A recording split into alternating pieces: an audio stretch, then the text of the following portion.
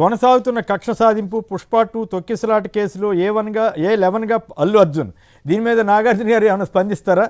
ఈ తెలంగాణలో అయినప్పటికీ కూడా ఓవరాల్గా ఆయన అల్లు అర్జున్ అందరికీ ఫేమస్ కదా.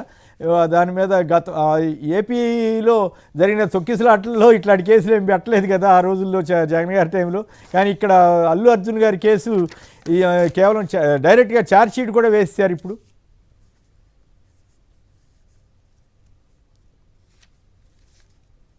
సరే, ఆ కేసులో ఎవరెవరిది తప్పు ఏం తప్పు అనే దానికి పోకపోయినా ఒకటి మాత్రం చెప్తున్నాను, అల్లు అర్జున్ గారిని తొక్కిసలాటకి సంబంధించి అతన్ని ముద్దాయిగానో నిందితుగానో పేర్కొంటూ ఓ ప్రభుత్వం ఛార్జ్ షీట్ వేసింది. సార్, అల్లు అర్జున్కైనా నాగార్జున యాదవ్కైనా అక్కడ ఉన్నటువంటి పురుషోత్తం గారికైనా లేకపోతే మీకైనా అందరికీ ఒకటే ఫార్ములా ఉంటే బాగుండేది అనేది మా ఒపీనియన్. ఎందుకు చెప్తున్నామంటే, గోదావరి పుష్కరాల్లో ఎంతమంది చనిపోయారు?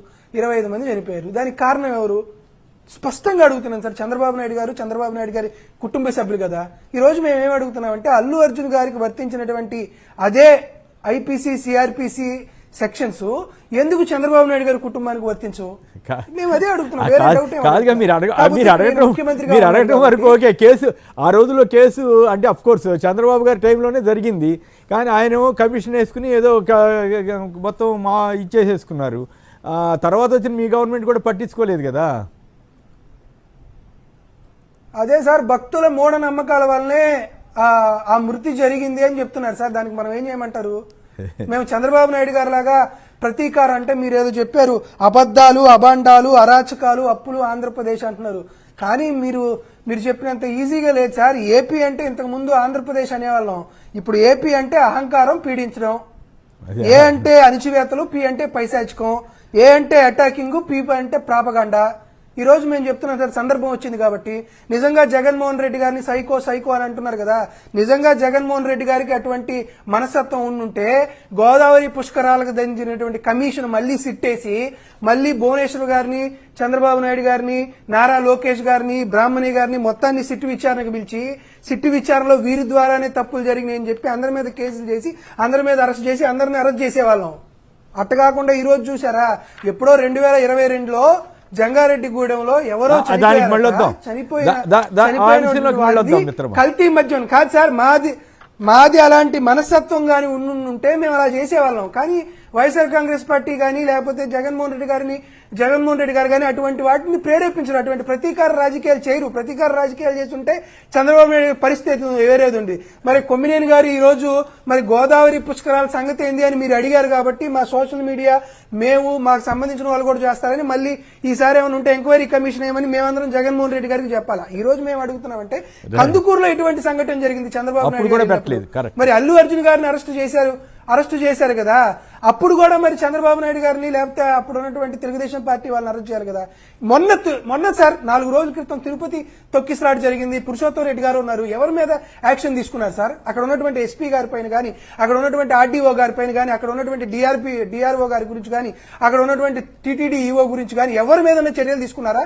నిర్బంధంగా అక్కడ తిరుమలలో టికెట్ల కోసం అక్కడ తొక్కిసలాట జరిగింది అని చెప్పారు.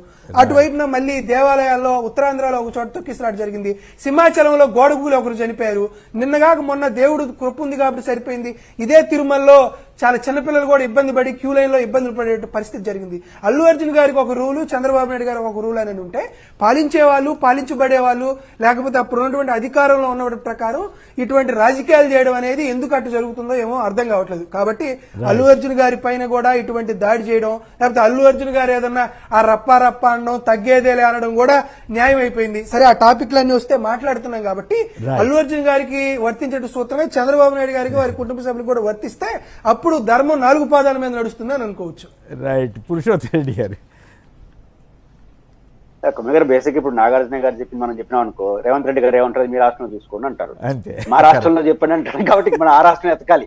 అల్లు అర్జున్ చట్టం అందరి ముందు సమానమే, కాబట్టి కొంతమందికి ఎక్కువ సమానంగా ఉంటా ఉంది. ఆ ఎక్కువ సమానం లేకుండా అందరినీ ఇప్పుడు అల్లు అర్జున్ గారి విషయంలో ఒక సిగ్నల్ ఇవ్వాలంటున్నారు రేవంత్ రెడ్డి గారు, మేము ఎవరిని స్పేర్ చేయమని. తెలంగాణలో ప్రతి విషయంలో అట్లే చేయండి. తెలంగాణలో జరిగిన ప్రతి విషయంలో కూడా అదే పద్ధతి ఫార్ములా పాటిస్తే అప్పుడు ఆంధ్రప్రదేశ్ ఉదాహరణ ముందుకు రాదు. మీ రాష్ట్రం పర్ఫెక్ట్గా ఉందండి, మా రాష్ట్రం కూడా ఎందుకని, లేకపోతే దేశంలో ఉన్న ఉదాహరణ అడిగి తీసుకొస్తారు. కాబట్టి ఖచ్చితంగా అల్లు అర్జున్ గారి విషయంలో కొంత కోపతాపాలు ఉన్నట్టున్నాయి ప్రభుత్వ అధినేతలకు. కొన్ని కారణాలు ఇచ్చేది బహిరంగ రహస్యమే. ఆ రీతి చట్టం ముందుకు సమానం కూడా చేయండి. But at the same time ఆ జరిగిన మొత్తం విషయం పైన కూడా ఇతరుల జరిగే విషయాల్లో కూడా అదే ఫార్ములా పాటిస్తే ఖచ్చితంగా రేవంత్ రెడ్డి గారిని అందరూ మెచ్చుకుంటారు.